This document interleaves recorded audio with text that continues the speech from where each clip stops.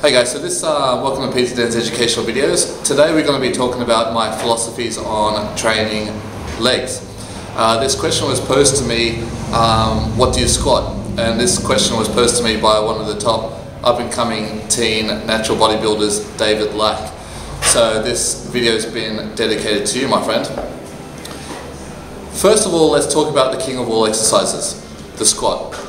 When we squat, we use a whole range of different muscle groups, from your quads, glutes, hamstring, calves, and your lower back. So when you've got all these muscles combined to create the one movement, you're always going to be limited by your weakest muscle, in this case being your lower back.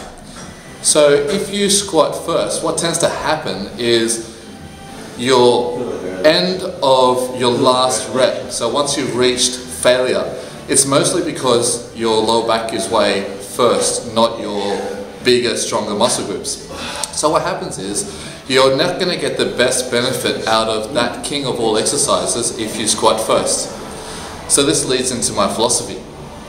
I think it's important that you pre-fatigue all the big, strong muscles first. So it's always important to pre-fatigue glutes and then go into exercises that specifically target your quads.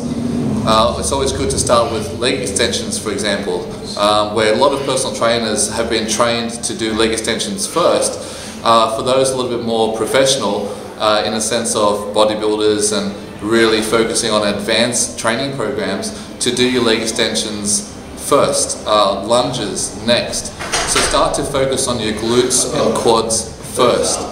Once you've got all these big, strong, powerful muscles pre-fatigued, and none of the exercises you've chosen involves your lower back, you can now go into the squat with your core and your back roaring, ready to go. So that now when you squat, all the muscles are going to be used with even strength and power, and you're going to get the most benefit out of your squat.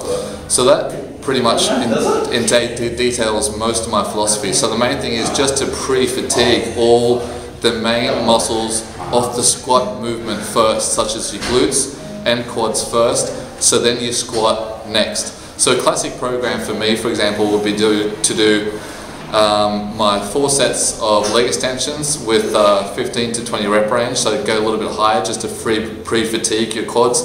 I'll go into leg presses next, and go really deep, so that'll involve a lot of your glute and quads as well in the pushing actions.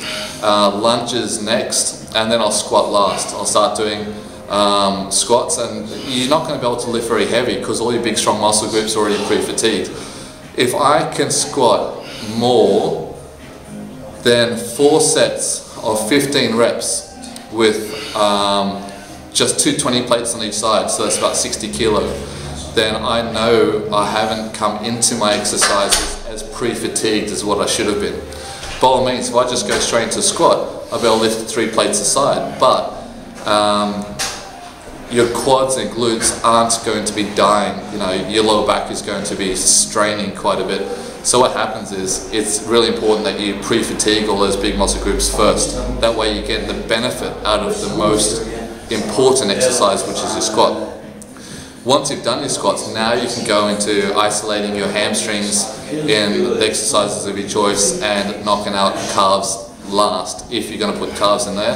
A lot of people will put calves in a shoulder workout or leave that later on in the week, but if you're going to do calves, then you always do calves last.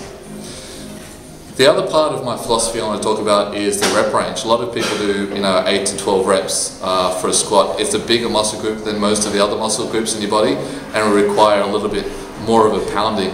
So I like to knock up the rep range just a little bit more in my squat. So my goal is to go anywhere between 12 to 15 reps in a squat. Don't forget to go full range of motion, ass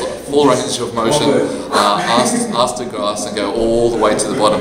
A lot of people doing half squats. Half squats are going to focus a little bit more on your quad development and not glute development, but it's good to go through a full range of motion so you get your quads and your glutes involved. And that wraps it up for that. David Lack. Hope that explains a little bit more of my philosophies on training legs.